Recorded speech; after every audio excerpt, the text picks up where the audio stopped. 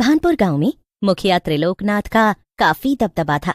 गांव के लोग मुखिया त्रिलोकनाथ की काफी इज्जत करते क्योंकि मुखिया जी गांव के लोगों की काफी मदद किया करते। लेकिन मुखिया जितने ही सज्जन व्यक्ति थे, उतना ही मुखिया का बेटा रतन गांव के लोगों को परेशान करता, उनकी इज्जत नहीं करता और अपने पिता का नाम खराब कर रहा था। रतन बेटा, सुना है तूने कल रात पीकर गांव के श्यामलाल को पीटा है? क्यों?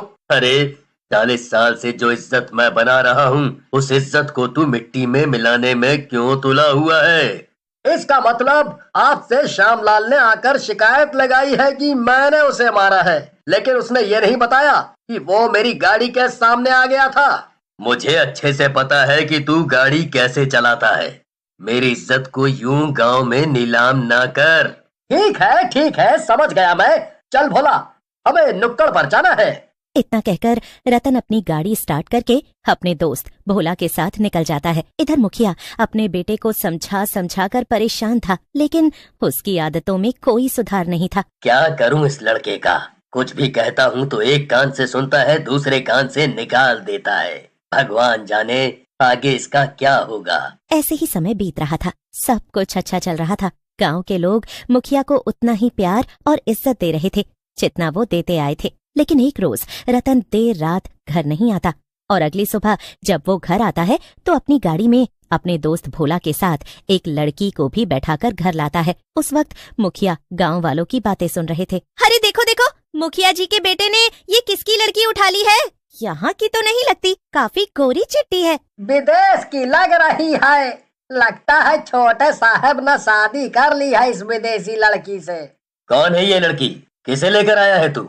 लूना, ये मेरे फादर हैं। जरा इनके पैर छू लो। अरे फुट टच। ये सब क्या तमाशा है? कौन है ये लड़की और क्यों लेकर आया है इसे घर? तुझे लाज शर्म है कि नहीं? पूरी रात घर नहीं था और अभी आया है तो इस लड़की के साथ। अंकल, ये आपकी बहू है। रतन कुछ दिनों पहले ही विदेश से आया है, लेकिन वो विदेश से अकेला नहीं बल्कि लूना भाभी को साथ लेकर आया था। रतन लूना भाभी से प्यार करता था, इसीलिए उसने विदेश में ही लूना के साथ शादी कर ली थी और वो आपके डर से लूना भाभी को शहर में ही इतने दिनों से रख रहा था। गुस्ताख, तुझे पता है ना मैंने तेरा रिश्ता उदय सिंह की बेटी से तय कर रखा है, तो तूने ऐसा करने की हिम्मत कैसे की? मेरी जिंदगी मैं जो चाहे करूं। आप बोलने वाले कौन होते हैं पिताजी? आप सिर्फ गांव वालों के मसले सुलझाते रहिए। मुझे तो शादी करनी थी। आओ लूना बेबी, ये है हमारा घर। या नाइस हाउस, नाइस बुफेलो। मुखिया अपना सर झुकाए गांव वालों की तरफ देख रहा होता है। गांव वाले भी हैरानी से मुखिया को देख रहे होते हैं। अब पूरे गांव में मुखिया के बेटे के बारे में ही चर्चा होने लगती है। हर कोई मुखिया की तारीफ करता और मुखिया के बेटे रतन की बुराइयां। लेकिन समय के साथ मुखिया उस विदेशी बहू को अपना लेते हैं और करीब 6 महीने बाद ही रतन लूना को मारता पीटता उससे काम करवाता। रतन, जरा ढाबे पर जाकर देखा बेटा, आज रामू नहीं आया है। तो मुझे क्यों भेज रहे हो? आपकी बहू है ना, उसे भेजो। लूना, तुम चंदा के साथ ढाबे पर जाओ। नहीं, बहू कहीं नहीं जाएगी। और तुझे शर्म नहीं आती बहू को ढाबे पर भेजते हुए? ढाबे पर गांव के लोग खाना खाने आते हैं और वो ढाबे पर मुखिया की बहू को देखेंगे तो क्या कहेंगे? पिताजी, भूल जाओ कि ये अब आपकी बहू है, क्योंकि इससे तो कुछ आता नहीं और मैं इससे परेशान हो गया हूँ। खबरदार, जो तूने दोबारा ऐसी बात की। बहू, तुम्हें कहीं जाने की जरूरत नहीं है। रतन अपने पिता की एक नहीं सुनता और लूना का हाथ पकड़कर गाड़ी में बैठा लेता है और उसे ढाबे पर छोड़कर आता है। और उस दिन के बाद से लूना हर रोज ढाबे पर जाने लगती है। लेकिन एक रोज रतन गांव की ही एक लड़की से ब्याह करके उसे घर ले आता है। ये रतन की दूसरी शादी थी। ये देखकर मुखिया बहुत परेशान हो जाता है। इधर लूना का हाल नौकरानियों की तरह हो गया था, उसे घर का सारा काम करना पड़ता था। कुछ दिनों बाद ही लूना की तबीयत खराब होती है और रतन उसका इलाज भी नहीं करवाता, जिसके कारण लूना की मौत हो जाती है। इस बात से रतन को कोई फर्क नहीं पड़ता, क्योंकि वो अपनी पत्नी लूना के साथ नौकरानियों की तरह बर्ताव किया करता और उसने तो दूसरी शादी भी कर ली थी। लेकिन मुखिया को ये सब बहुत दुखता है। अरे उस बेचारी की जान तो इन लोगों की वजह से ही गई है। जब भी मैं ढाबे पर खाना लेने जाती थी तो वो बेचारी खाना बनाती रहती या फिर बर्तन धोती रहती थी। विदेश से आई इतनी सुंदर लड़की को इन लोगों ने नौकरानी बना दिया। भगवान कभी इन लोगों का भला नहीं करेगा। बेचारी बीमार थी तो उसे दवा तक नहीं दिलवाई। मुखिया वहाँ से सर नीचा करके चला जाता है क्योंकि वो कुछ बोलने लायक नहीं रहा था। उसके बेटे ने उसका नाम मिट्टी में मिला दिया था। इधर रतन अपनी दूसरी पत्नी के साथ हंसी खुशी अपना जीवन बिता रहा था और इस बात को करीब 1 साल बीत जाता है और रतन को दूसरी पत्नी से एक बेटा होता है। रतन अब काफी सुधर चुका था। जब से उसका बेटा हुआ था वो अपने परिवार पर भी ध्यान देने लगा था और अपने ढाबे पर भी जाने लगा था और मुखिया भी अब इस बात से खुश था कि उसका बेटा सुधर गया है। लेकिन कुछ दिनों बाद मुखिया को पता चलता है कि गांव में एक औरत ने छोटा सा ढाबा खोला है जो लोगों को स्वादिष्ट खाना खिलाती है। अरे क्या खाना था, खाकर तो ऐसा लग रहा था जैसे आत्मा ही तृप्त हो गई है।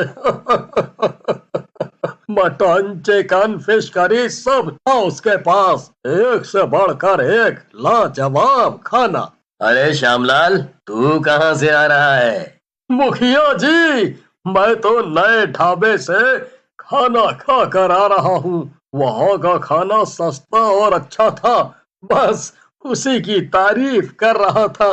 उस औरत को गांव में ढाबा खोले हुए करीब 1 महीना ही हुआ था और इस 1 महीने के बाद गांव में मुर्गियां और बकरियां चोरी होने लगती हैं। गांव वाले अब परेशान होकर अपनी परेशानी मुखिया जी के पास लेकर पहुंचते हैं। मुखिया के कहे अनुसार गांव के लोग पहरा देते हैं, लेकिन फिर भी मुर्गियों की और बकरियों की चोरी बंद नहीं हो रही थी। हर कोई हैरान था कि पहरा देने के बावजूद आखिर बकरी और मुर्गी कौन चुरा रहा है। एक रोज उस औरत के ढाबे पर दुलारी पहुंचती है। बहन, जरा 1 प्लेट चिकन बिरयानी लगा दो, मेरी मुर्गी चोरी हो गई है। उसके वियोग में मेरा मन कर रहा है कि मैं चिकन बिरयानी खाऊं। ठीक है बहन, अभी लगा देती हूँ। इतना कहकर वो औरत चिकन बिरयानी उस औरत के सामने परोस देती है। वो औरत टेंशन के मारे 2 प्लेट बिरयानी खा चुकी थी और तीसरी बार फिर से बिरयानी मंगवाती है। लगता है तुम कुछ ज्यादा ही परेशान हो। तुम्हारी तीसरी प्लेट गर्मा गर्म बिरयानी। हाँ, टेंशन के मारे मुझे भूख लग रही है, बस मन कर रहा है खाती जाऊं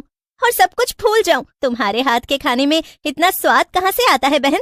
ये तो अपने लोगों का प्यार है बस। दुलारी खा ही रही होती है कि तभी उसे उसकी बिरयानी में एक घुंघरू नजर आता है, जिसे उठाकर दुलारी बड़े गौर से उसे अलट पलट कर देखने लगती है। टेंशन के मारे मेरी बिरयानी में मुझे अपनी ही मुर्गी का घुंघरू दिख रहा है। अरे 1 मिनट, ये क्या दिख रहा है मुझे? ये कहीं सच तो नहीं? ये तो मेरी मुर्गी की टांग में पहनाया हुआ घुंघरू ही है। इसका मतलब चोर ये ढाबे वाली औरत है। अब दुलारी बिना पैसे दिए ही वहाँ से सीधा मुखिया के पास पहुँचती है और मुखिया जी को सारी बात कह देती है। अब गांव के लोग मुखिया के साथ उस औरत के ढाबे पर पहुँचते हैं। तब तक उसका ढाबा बंद हो चुका था। गांव वाले उसे शहर जाने वाले रास्ते तक ढूंढ कर आते हैं, लेकिन उस औरत का कहीं अता पता नहीं चलता। लेकिन कुछ देर बाद ही गांव का एक आदमी मुखिया के कानों में आकर कुछ कहता है और मुखिया तुरंत ही अपने घर की तरफ दौड़ पड़ता है। अरे मुखिया जी को क्या हुआ? चलो चलो, लगता है कोई बात हो गई है। तभी मुखिया जी अपने घर की तरफ भाग रहे हैं। जब मुखिया अपने घर पहुंचता है तो वो देखता है कि वहाँ पर लोगों की भीड़ लगी हुई है और मुखिया का बेटा बेसुध नीचे पड़ा है, जिसकी जान जा चुकी थी। मुखिया अब अपने बेटे को देखकर खूब रोने लगता है। तभी अचानक हंसने की आवाज आती है और सभी डर जाते हैं और देखते ही देखते वहाँ एक चुड़ैल प्रकट होती है। क्या हुआ? अपने बेटे को मरा हुआ देखकर बहुत दुख हो रहा होगा ना? हा? वो दिन याद है जब इसने मुझे तड़पा तड़पा कर मारा था? हा? मेरी दवाइयों के लिए मुझे पैसे नहीं दिए और मुझे इस घर की नौकरानी बना दिया था। मैं हूँ लूना। गांव के लोग हैरान हो जाते हैं। वो चुड़ैल जोर जोर से हंस रही थी। उसके लंबे लंबे दांत, लाल आंखें और डरावना चेहरा देखकर लोग डरे हुए थे। मुझे इसे मारना था और इससे बदला लेना था। मुझे पूरे 2 साल का वक्त लगा। इस दौरान मैंने इस गांव के लोगों के बीच जाकर ढाबा शुरू किया ताकि तुम दोनों बाप बेटे की हिम्मत टूट जाए, और ऐसा हुआ भी। और आज मैं इससे बदला लेकर खुद को मुक्त कर लूंगी।